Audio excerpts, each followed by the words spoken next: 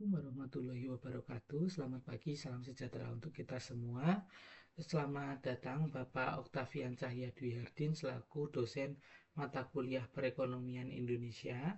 Di sini saya Ananda Sri Bintang Wisnuwardana izin untuk menjawab pertanyaan yang diujikan dalam ujian akhir semester genap pada Perekonomian Indonesia. Di sini diberikan 10 pertanyaan, namun mahasiswa diminta untuk membuat video dari 3 pertanyaan yang diujikan. Dan di sini saya memilih pertanyaan nomor 3, nomor 4, dan nomor 10. Untuk pertanyaan nomor 3, sebutkan dan jelaskan 3 produk utama yang diperdagangkan di pasar modal dan berikan contoh masing-masing produknya. Yang soal nomor 4, jelaskan hubungan antara bursa efek Jakarta, Bursa Efek Surabaya, dan juga Bank Indonesia. Lalu yang ke-10, jelaskan mengapa pentingnya membangun sikap entrepreneurship di kalangan rakyat Indonesia. Baik, langsung saja kita ke jawaban. Untuk soal nomor 3, ketiga produk utama diperdagangkan di pasar modal, itu ada saham, ada bonds, dan juga ada reksadana. Untuk saham sendiri, pengertian saham adalah surat berharga yang menunjukkan kepemilikan sebagian dari suatu perusahaan meskipun itu nilainya kecil. Seperti itu. Dari investor ini, dia berharap untuk mendapatkan keuntungan perusahaan berupa dividen, serta investor memiliki hak suara dalam rapat umum pemegang saham atau RUPS. Saham terdiri dari dua bentuk, yaitu saham biasa dan juga saham preferen. Untuk saham biasa itu memberikan hak suara dan potensi dividen, serta hak klaim sisa aset jika terjadi pembubaran atau likuidasi. Sedangkan saham preferen itu tidak memiliki hak suara, tetapi prioritas ketika pembayaran dividen maupun pelelangan aset perusahaan ketika terjadi pembubaran atau likuidasi.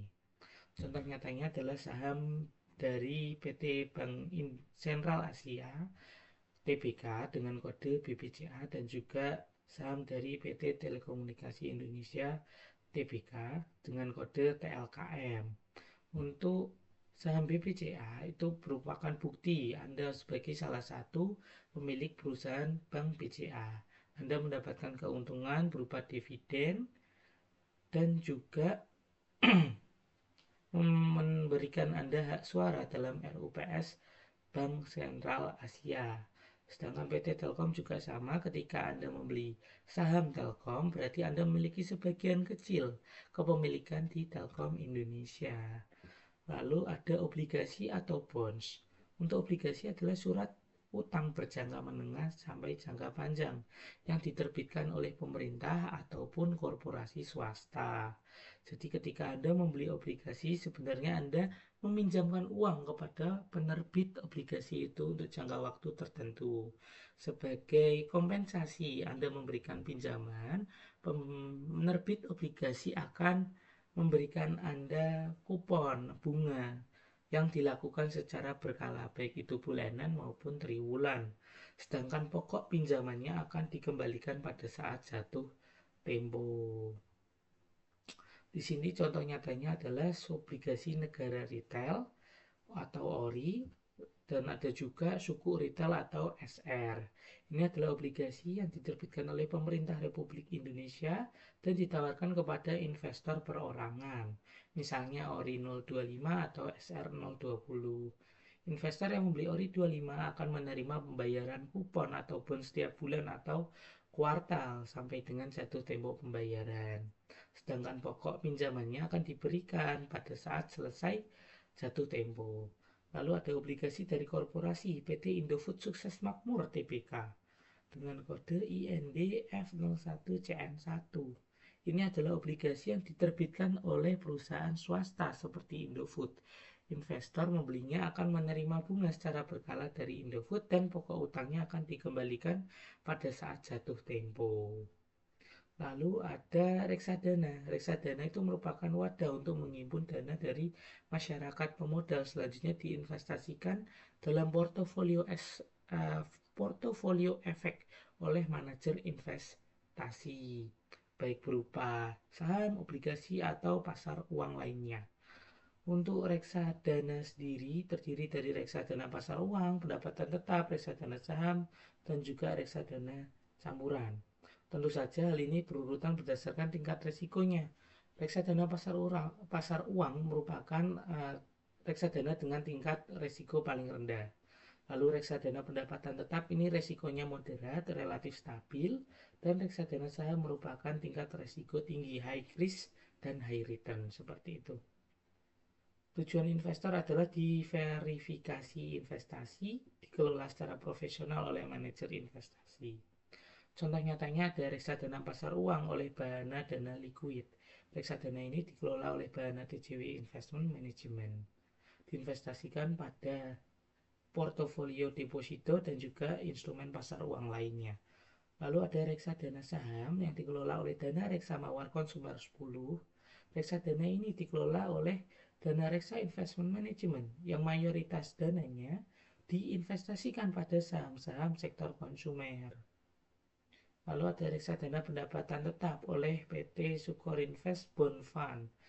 Dikelola oleh Sukorinvest Asset Management. Reksadana ini berinvestasi pada obligasi cocok bagi investor yang menginginkan pendapatan rutin dari bunga obligasi.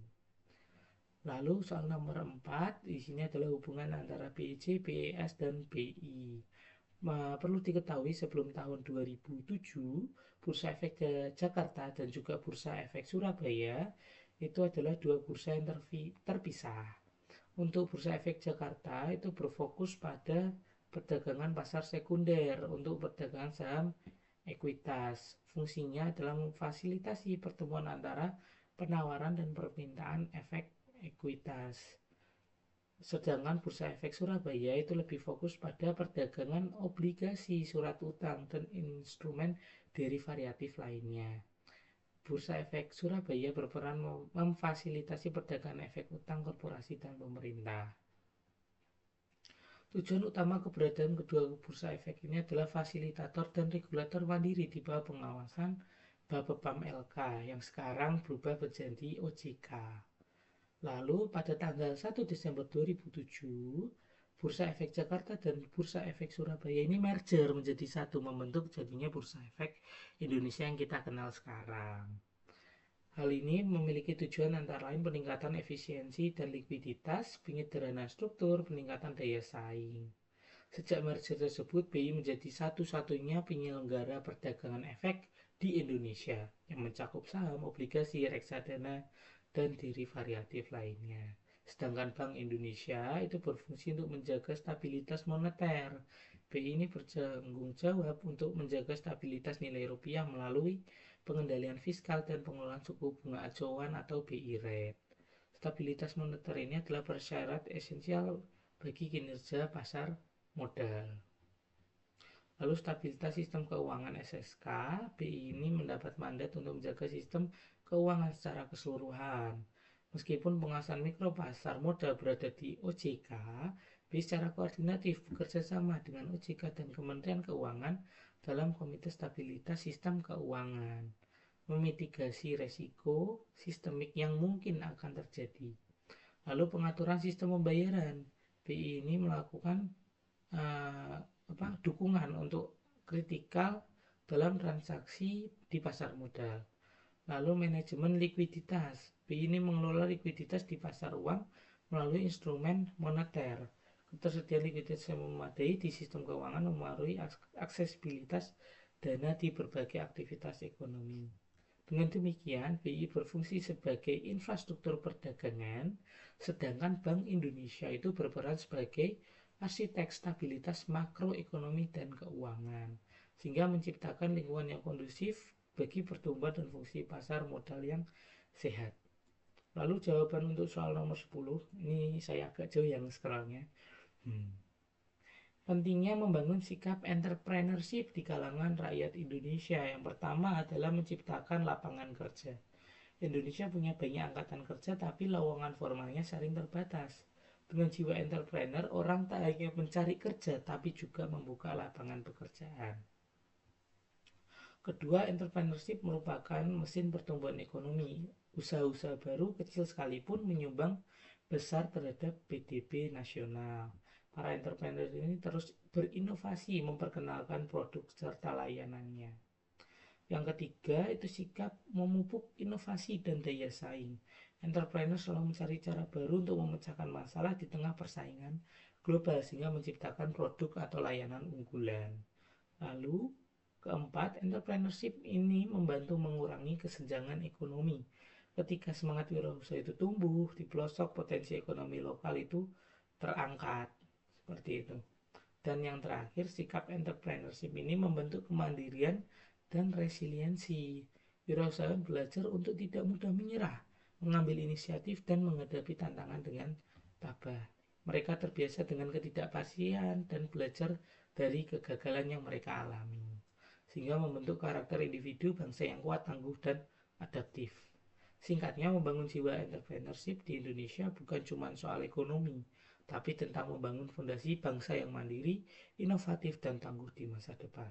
Demikian yang dapat saya sampaikan. Apabila ada kesalahan kata, kekurangan saya mohon maaf. Wassalamualaikum warahmatullahi wabarakatuh.